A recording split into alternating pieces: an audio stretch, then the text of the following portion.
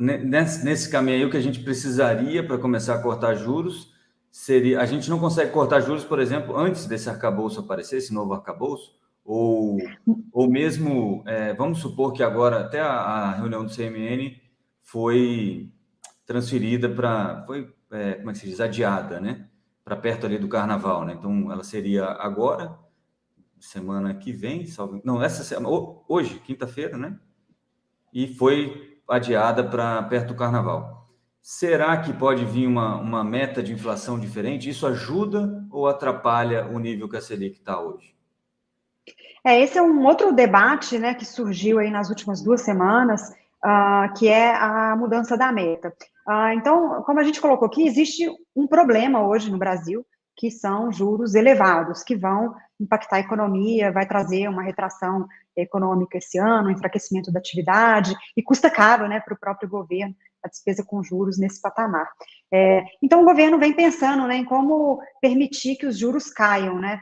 Uma das ideias, que é uma má ideia, né, adiantando aqui, é mexer na meta, né? Então, o argumento do governo é que a meta é muito baixa, então o Banco Central precisa ser muito restritivo para trazer a inflação para a meta.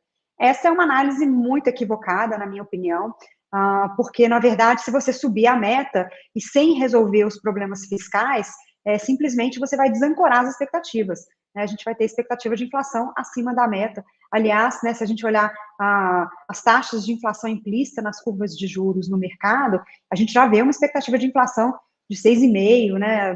Tem dias que chega até 7% para os próximos anos. Então, não adianta mudar a meta de 3 para 4,5%, você não vai resolver o problema da taxa de juros. Aumentar a meta não significa que você vai ter espaço para o Banco Central cortar juros se você não tiver um fiscal andando junto com o monetário, né? Então, hoje a gente tem uma política monetária contracionista e a gente tem uma política fiscal expansionista.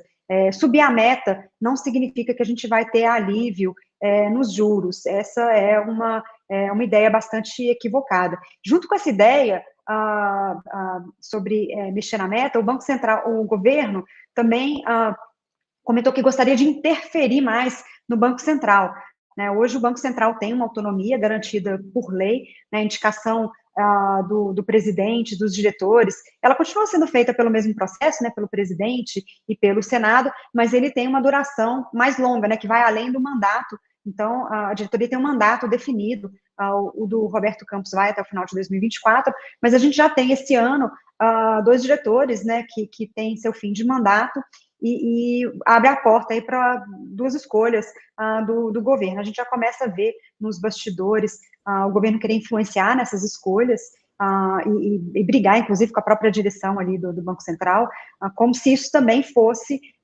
dar uma nova cara ao cupom e a gente tivesse um cupom mais dovish que fosse reduzir juros, né? De novo, sem o mercado confiar no caminho da política fiscal, na trajetória de dívida, as expectativas de inflação elas vão só desancorar. A gente viu essas interferências, né, na Turquia, na Argentina. Se você não tiver um bom controle da taxa de juros, você não consegue controlar a inflação. Enfim, né, o governo quer artificialmente mexer na taxa Selic, mas isso não vai resolver o problema, né? Os juros vão continuar elevados tanto nas taxas de mercado, quanto nas taxas de inflação, né? Vale lembrar aqui que 1/3 da dívida pública é atrelada à inflação, então a inflação alta também impacta o custo da dívida e a captação aí para as empresas. Então, essa interferência no Banco Central e mudança aí na meta, mexer na política monetária, acabou se tornando aí um debate bem negativo, que vai causar mais desancoragem de expectativa do que o contrário. Agora, o que o governo tem argumentado é que é preferível você ter uma meta mais alta, que seja alcançável, do que ter uma meta mais baixa, que a gente não consiga alcançar. Porque nesses 2 momentos, você teria uma desancoragem, né? Uma perda de respeito pelo Banco Central, né? De, olha, os caras não conseguem nunca chegar nessa meta. E do outro lado você teria, olha, se está ruim, a gente muda a meta, né? Eu acho que a gente está entre a cruz e a espada, né? Tem uma solução possível para isso? Ou você acha que sim, a gente consegue convergir essa essa inflação para a meta, segurando esse juro aí em 13,75, porque está em território ultra contracionista, né? Você lembrou bem aí o juro neutro que o Banco Central também trabalha é 4% ali, né? Então, seria a diferença, né, entre inflação e juros ficaria estagnada ali naquele 4%, se você tivesse 4% de juro, a diferença, né, nessa diferença, que é o tal do juro neutro. Que o André Lara Rezende defende que é uma ideia abstrata, que os economistas tratam, que não devia ser nem levado em consideração, é um negócio que não existe. Mas a minha pergunta mesmo que a gente mude a meta de inflação para algo que o governo acha mais crível, que é 4,5%, mais 4%, a inflação ainda estaria em 8,5% para ser a inflação. O juro ainda estaria em 8,5% para ser um juro neutro, certo? Então, em 13, a gente ainda estaria com um juro em território contracionista, correto? Sim, eu vejo duas coisas. Mudar a meta, primeiro, mudar a meta no meio do jogo é péssima ideia, porque passa uma impressão de falta de credibilidade. Então, eu não consigo cumprir a meta, eu vou mudar a meta. Então, você tira a credibilidade do Banco Central. Ele também, como é que você vai acreditar que o Banco Central vai cumprir a meta de 4? Também não vai, nem de 5, nem de 6. A gente já viu isso em outros países. Então, mudar a meta no meio do caminho é uma péssima ideia, porque você tira a credibilidade, sem credibilidade, a potência da política monetária ela é menor. Então, esse juro que a gente acha hoje que é 8, na verdade, ele deixa de ser 8 rapidamente, né? Porque a expectativa de inflação vai ser maior. Então, você esvazia ali a potência da política monetária, alterando a meta no meio do caminho. Então, esse é um ponto.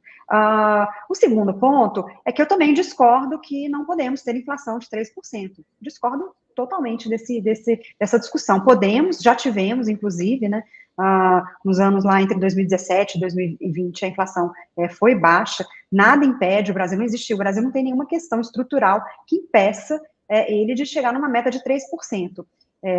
O que o Brasil tem hoje é uma expansão fiscal, um descontrole fiscal, e aí sim, né, esse também é um dos argumentos que foi usado para essa questão do tamanho, né, da meta de inflação, é que como a gente tem um gasto fiscal elevado e crescente, né, ele vai gerar mais inflação. Então, poxa, mas então vamos controlar o gasto fiscal, né, e não aumentar a meta de inflação. Não faz o menor sentido, né, você está errado gastando mais sem ter receita, gerando déficit, porque o que você quer dizer, o argumento quer dizer o seguinte, com esse gasto fiscal crescente que o governo tem, e ele quer continuar gastando, ele mesmo provou uma PEC de 170 bi de aumento de gastos, ele gera mais inflação. Como que ele não geraria mais inflação? Não gastando, mas ele quer gastar mais, e aí o resultado eu vou ter mais inflação justamente para fazer o ajuste fiscal. Então, o governo dá com uma mão e tira com a outra, porque a inflação mais alta e crescente, ela funciona como um imposto inflacionário. É uma ilusão achar que a gente vai estabilizar em 4,5%. Não existe nenhum estudo que mostra, para esse patamar de gasto fiscal que eu tenho hoje, uma inflação de 4,5% seria o ideal. Não existe isso, né? Não é suficiente. A inflação crescente, ela vai ser o resultado desse desajuste fiscal que temos hoje. Então, o governo não quer ou não está vendo condições para fazer um ajuste fiscal adequado, então ele quer se permitir ter uma inflação mais alta, porque a inflação vai fazer essa correção para ele. E aí vale lembrar que inflação mais alta é prejudicial para quem?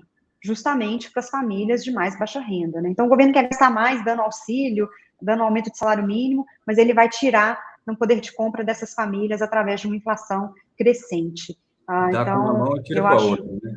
Exatamente. Então, eu acho que é um erro nesse sentido, é um equívoco a gente usar esse argumento para justificar uma inflação maior. Rafaela, me diz aí, simplificadamente, o que a gente precisa para levar esse juro aí para esses 12 que vocês estão pensando? Ou já está, o modelo de vocês ficando onde está? A gente precisa controlar o crescimento de gastos no Brasil. Então, acho que esse é o ponto, que é, inclusive, a essência da PEC do teto de gastos lá de 2016, que foi muito bem aceita pelo mercado, justamente porque ela controla o crescimento de gastos. Né? Você tem muita briga, muito ruído, você extrapola teto um ano, isso acho que está no preço, o Brasil sabe que fácil não é uma tarefa fácil. mas algum controle de crescimento de gastos, uma âncora nesse sentido, ela precisa existir. Eu vou dar um exemplo, se o governo gastasse 90 bi a mais esse ano, né, uma PEC com 90 bi, a gente não teria uma expansão de gastos e a gente poderia ver essa inflação por volta de 4,5% esse ano, que eram as projeções que a gente tinha. O Banco Central também tinha uma projeção de inflação ali de 4,5%, 4,70% para 2023, mais ou menos ali por volta de outubro. A gente não teve nenhum choque inflacionário desde então. A gente já sabia dos impostos que poderiam voltar, PIS, COFINS. Então, essa desancoragem que a gente teve da inflação agora para 2023, ela foi resultado da expectativa de aumento de gastos. Então, o que precisamos é controlar o crescimento de gastos no Brasil. Você vai ter o controle da inflação como consequência e vai abrir espaço para que a Selic caia. Agora, lá naquele plano do Haddad, ele falava em cortar despesas, né? Tinha um itemzinho lá embaixo dizendo que cortava despesas, mas ele não diz exatamente onde, né? Onde se corta a despesa hoje? Vocês conseguem ver? Porque assim, o que o governo governos populistas acabam sempre argumentando coisas parecidas, né? É que não, a gente precisa fazer isso porque precisa atender as pessoas que precisam de dinheiro agora, urgentemente, porque o problema deles é emergencial. É claro, e aí eu vou lembrar aqui o pessoal que talvez não tenha isso fresco na memória, mas o Auxílio Brasil a R$ 600, essa diferença estava ali na casa dos 50, 60 bi. E a PEC veio 200, né, praticamente. 170, mas aí tem mais um penduricalho aqui de não sei onde, e mais não sei o quê. Alguns chegam numa conta de 215 até bi de gasto extra, né? De espaço para gasto extra. Onde se tira? Porque é aquilo, né? Como é que você dá eficiência para esse gasto público? É isso?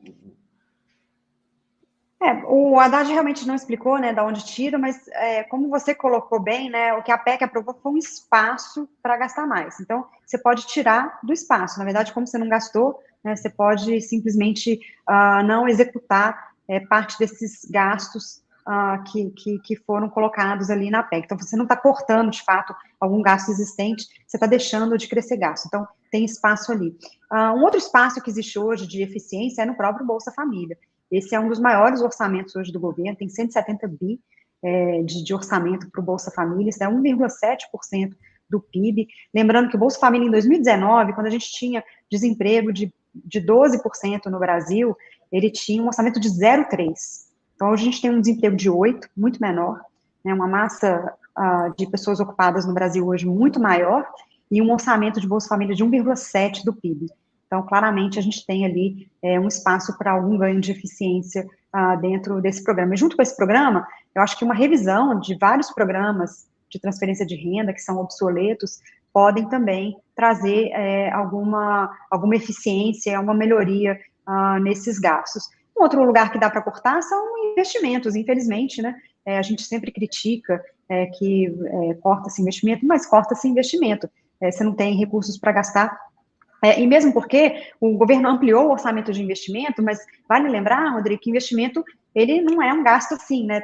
Bolsa Família, sim. Você aprova hoje, semana que vem você manda o PIX para as famílias, né?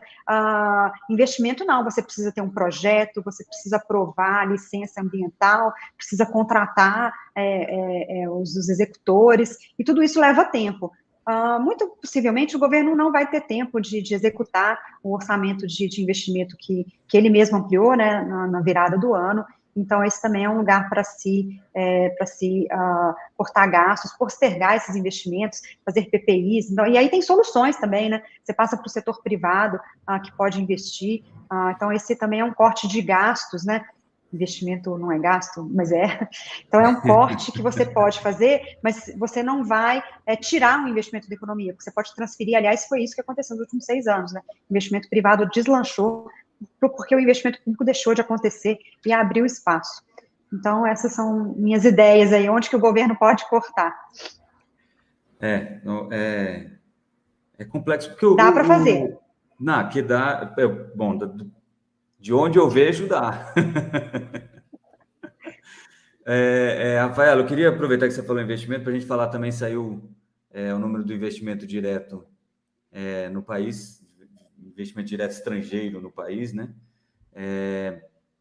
E eu queria que você comentasse um pouquinho esses números. Inclusive, vou entregar aqui quem falou sobre isso. Foi a Rafaela para mim antes. Falou, olha, vai sair o número do investimento direto.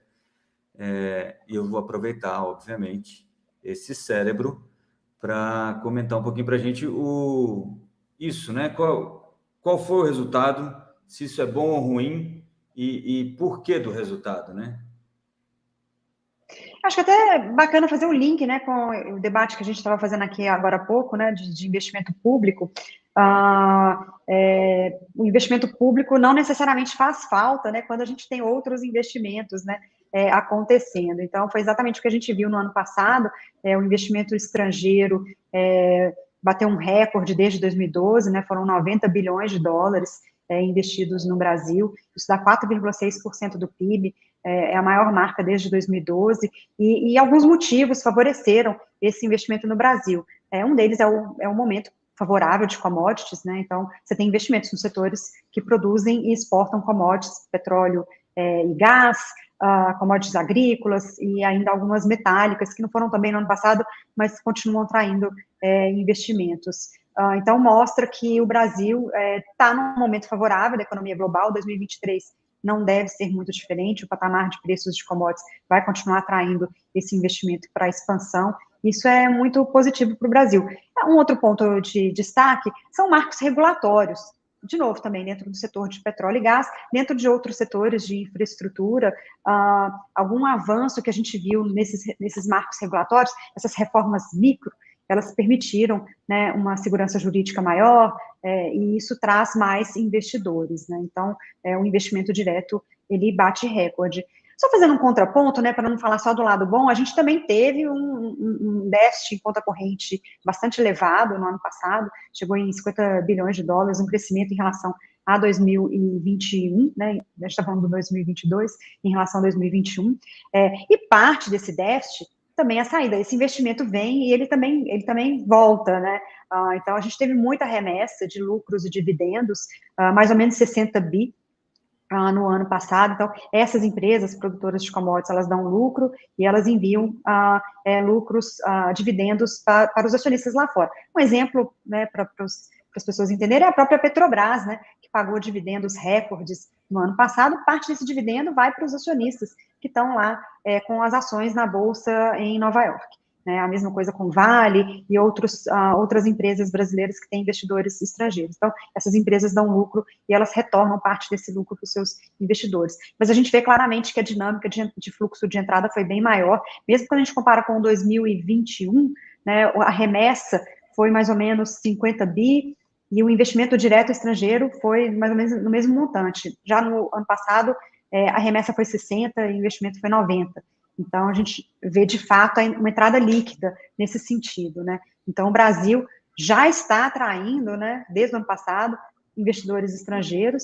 Acho que esse é um ponto favorável que o governo pode trabalhar e continuar trazendo e atraindo esses investidores, não mexer em marcos regulatórios, continuar melhorando esse ambiente de negócios aí para o setor privado. Isso pode ser um ponto bem positivo para a nossa economia esse ano. Porque tem muito ruído também aí da parte do governo de rever marco de ferrovia, cabotagem e etc., né? Que são coisas que podem atrapalhar um pouco esse dinheiro. Sim, e talvez esses bons números mostrem para o governo que não mexer pode ser bom, né? Porque está atraindo o investidor, então talvez seja, enfim, seja uma luz aí para o governo não mexer em alguns marcos regulatórios, a lei das estatais, a privatização do Porto de Santos. Então, acho que a gente pode ter, enfim, algum revés aí de algumas medidas negativas que foram anunciadas. Rafaela, tem dois drivers aí, dois motivos que as pessoas apontam mais comumente para esse interesse internacional no Brasil, né? A partir aí de 2022, basicamente. Olhando nessa ótica aí do investimento, né? Um seria essa mudança geográfica, né, das cadeias produtivas em função toda da pandemia. Então, o Brasil seria um player importante, que tem uma infraestrutura razoável e poderia produzir mais próximo aqui de mercados como os Estados Unidos, ou dividir um pouco do abastecimento lá da Europa com a Ásia, etc. e tal.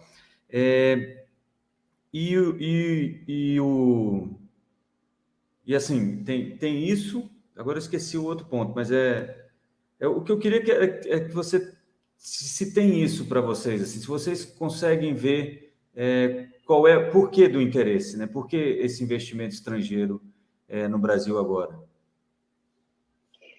Sim, a gente vê esse ponto. Eu acho que talvez o seu segundo ponto fosse a questão do ESG, né, do ambiental, né, o Isso, governo Lula é exatamente, mais obrigado. bem Mercado de visto, né? carbono, aquelas coisas. Isso. Obrigado. O governo Lula, que é um governo mais progressista, ele é mais bem visto pelos governos progressistas, né, dos países onde estão hoje boa parte dos investidores, né, Europa e Estados Unidos. Mas eu vou colocar um terceiro ponto anterior a todos esses, né, o ponto zero, que acho que é importante lembrar aí para todo mundo. O Brasil é um grande produtor de commodities, né? As commodities estão em alta, então vamos atrair investidores estrangeiros. Com o governo Bolsonaro ou com o governo Lula, né, um governo de direita ou de esquerda. Então, acho que esse é um ponto para a gente sempre lembrar, que acho que ele vem anterior a todos os outros, né? O Então, pessoal costuma dizer que com commodity em alta, o Brasil consegue aguentar muito desaforo, né, com commodity em alta. Não precisa. Por isso que às vezes, eu até só não ontem estragar tá bom. eu estava numa conversa falando, será que esse novo governo de Simancou que a gente está vivendo, talvez a gente não está num super ciclo de commodities novamente, né? Pelo menos não parece que estamos, né? Não, a gente não está num super ciclo, mas a gente está num ciclo favorável, Sim, um né? commodity favorável. Então petróleo a 90, minério a 100, a soja, enfim, todas as outras commodities que produzimos aí estão num patamar, né? A gente fala aqui hoje num sweet spot, né? Que é um patamar elevado, o suficiente para os produtores aqui terem bastante lucro, e ao mesmo tempo não causa mais pressão inflacionária, né? Boa parte da alta já foi repassada para os preços, né? Então, esse é o primeiro ponto. Agora, em relação ao segundo e o terceiro ponto, sim, de fato, a gente vê o Brasil sendo muito bem visto, né, pelos investidores. É um país geograficamente mais próximo dos centros consumidores, né, Europa e Estados Unidos, e o Brasil, nessa questão geopolítica, ele também é mais bem visto, né? Então, se você comparar com olhar a Rússia hoje, que está em guerra com a Ucrânia, olhar o governo da China, com toda a polêmica e controvérsia com relação ao controle interno, né, a política de Covid-0, as questões com Taiwan. Então, o Brasil é bem visto nesse sentido, ele está mais próximo, ele pode ser um país parceiro de relações comerciais e de investimentos, sem dúvida. E acho que a questão de ESG também é importante, você dar mais atenção, isso eu acho de maneira geral, independente de qual governo, é uma questão que está em pauta hoje, e você ter esse olhar para questões ambientais e de governança e sociais, você vai atrair mais investidor, você ter empresas que cuidam, né, que têm esse olhar, são boas empresas para se investir, não há dúvida, isso há inúmeros estudos hoje que mostram isso.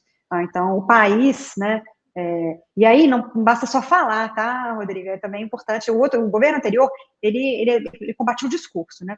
Agora a gente já tem um discurso positivo, mas não adianta só o discurso. A gente quer ver práticas, né? E leis que favorecem, e o que não é o que está acontecendo, né? Vou dar um exemplo de uma contradição, né? O governo falar que busca, né, a agenda ESG e querer mudar a lei das estatais, né? Então, uma coisa é você ter um discurso, na prática você tem um retrocesso, né? Então, na verdade, o que a gente vê é que avanços, né, nessa agenda ESG, desde governança, né, até o meio ambiente social, elas podem se atrair mais investimentos nesse contexto que a gente tem hoje, né, o nearshoring, e dentro de um cenário macro em geral favorável aí para as commodities brasileiras.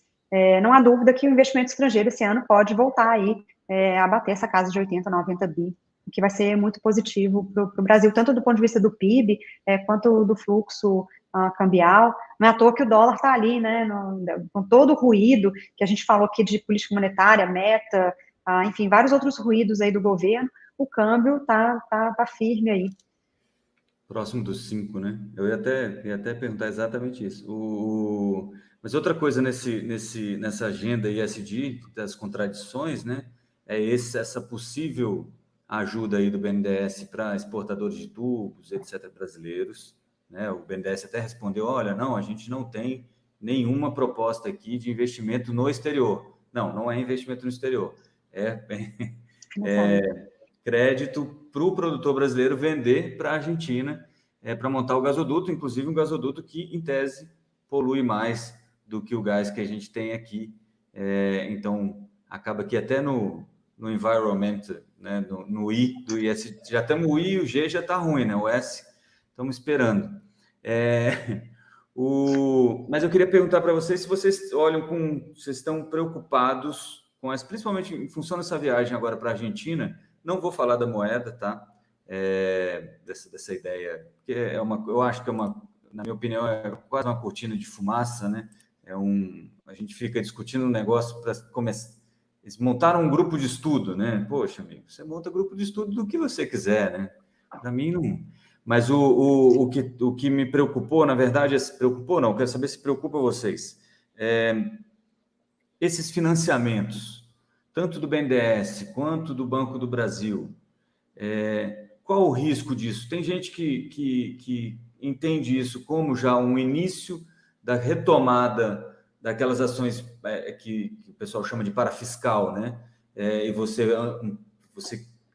como é que se diz? Você fortalece essa política expansionista fiscal via crédito subsidiado, e isso vai acabar pressionando ainda um pouco mais a inflação. Isso está nos modelos já, ou não? Vocês esperam algo mais concreto nessa linha para poder, aí sim, colocar isso, porque isso é um input, né?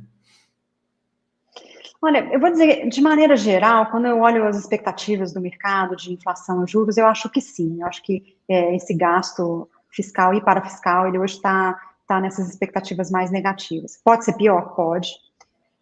Mas pode ser não tão ruim também. Eu acho que uma das diferenças... Eu vou falar do lado positivo aqui. Eu acho que a gente criticou bastante aqui já o governo. Vou mostrar o caminho, fazer uma crítica construtiva, né? Eu acho que a sociedade, né, e o mercado faz parte da sociedade, é importante, ele tem debatido com mais maturidade todas essas questões. Então, antes mesmo da gente começar a ver esses financiamentos, a gente já vê as críticas. E isso é muito importante. O que a gente viu essa semana, com relação às críticas ao BNDES, a investimentos, né, crédito passado, que tivemos calote, a questão de um investimento que não é bom para o meio ambiente. Então, tudo isso vai dificultar a execução. Então, eu vejo nesse sentido que, na prática, a gente não deve ver um grande avanço dessas políticas por conta de todo esse debate mais firme, né? A sociedade mais alerta, mais atenta. Então, eu acho que esse é um ponto, e a gente deve continuar batendo e criticando, né, mostrando que são políticas que deram errado no passado, que vão dar errado no futuro, né, por conta de questões ambientais ou de custos. Então, eu acho que esse isso vai se segurar, né? Então, a gente vai ter algum uso do BNDES, mas eu não acho que vai ser desenfreado como foi no passado, porque o mercado e a sociedade estão bem atentos. Outro ponto que existe hoje, muito diferentemente do que existia no passado, é que você não tem capacidade financeira hoje no orçamento para dar subsídios muito volumosos. Então, o governo vai ter que escolher ali um parceiro político que ele considera mais importante, né? Hoje ele está mostrando ali que a Argentina está na prioridade ali, né? A parceria política com a Argentina é prioritária, então o governo vai ter algum espaço, mas não muito, né? A dívida brasileira pública é 73% do PIB, ela custa, enfim, mais ou menos 800 bi de reais de juros ao ano, e isso tem um impacto muito grande aí no orçamento. O governo não tem uma liberdade tão grande quanto ele teve no passado para expandir a dívida. Então, eu acho que essas duas coisas, ele não tem tanto espaço, né, como a capacidade financeira, e a capacidade de execução, ela também vai ser cerceada por um debate hoje que está mais transparente, mais amadurecido, e eu vejo isso de modo positivo. O debate né, muito ruído, e a gente está sempre criticando, mas ele é muito positivo para a gente evoluir e evitar erros de repetição de políticas que já não deram certo no passado. Você acha, então, na opinião de vocês, o cenário, não o pior, né, mas ali quase o pior, já está mais ou menos precificado, é isso? Então, a gente estaria, seria daí para melhor, é isso? A não ser que o governo realmente leve a cabo essa... Essa é a minha visão hoje. Eu acho que a gente tem um cenário muito ruim precificado, E eu vejo algum espaço para melhora, né, o governo dando alguns passos para trás, investimento estrangeiro com uma visão mais positiva do Brasil. Então, eu vejo algum espaço para melhora. Mas eu também tenho um cenário base mais negativo, né? Mas eu vejo um espaço para alguma melhora, mais do que um espaço para piora. Mas a gente nunca descarta, né? O Brasil pode sempre surpreender. Mas eu acho que começo de governo, eu ainda vejo uma chance da gente... E considerando o que a gente tem hoje de problemas, né? Diferente, de novo, de 2015, você tinha questões para resolver. Hoje, se você não estragar, né, o cenário, o status quo, ele não é ruim. Né? Eu não preciso de uma grande reforma da Previdência hoje para resolver o fiscal. Eu preciso simplesmente não gastar tudo aquilo que eu disse que eu ia gastar, né, que eu aprovei ali de espaço. E eu vou dar um pequeno exemplo, né, o governo recuou no salário mínimo, né, ele tinha um aumento ali de 9% aprovado, no final ele fechou em 7%, né, adiou um pouco essa discussão. Então, esse é um exemplo, né, de se o governo tiver esses passos para trás, a gente pode ter um ano não tão ruim de novo, terminar aí com uma Selic mais próximo de 12%. Nesse caso do salário mínimo, até se ele atrasando, né, o novo valor, acaba que melhora um pouquinho a contabilidade do ano, pelo menos, né? Deve chegar lá em 1º de maio e aumentar mais um pouquinho, desses 1.302 para 1.320 ou 40, talvez. Mas esse atraso também é providencial, né? Um pouco do que você falou dos investimentos, né? Você jogar um pouquinho mais para frente para poder equilibrar a conta por agora, né? Rafaela, 12% de juro no fim do ano, é isso? Posso comprar pré-curto, então, né? Eu prefiro comprar IPCA+, NTNB, mais 6,20, esse você pode comprar aí, porque se der errado, você tem o IPCA para te proteger. Pronto, tá aí, ó. É isso. Rafaela, muitíssimo obrigado. Sabe que é sempre um prazer falar com você aqui. Tá cheio de elogio aqui no chat, não vou repetir todos, porque eu fico com ciúmes. Mas eu queria muito, muito agradecer a sua participação aqui e deixar sempre aberto esse espaço aqui, quando você quiser e quando você puder nos abrilhantar aí.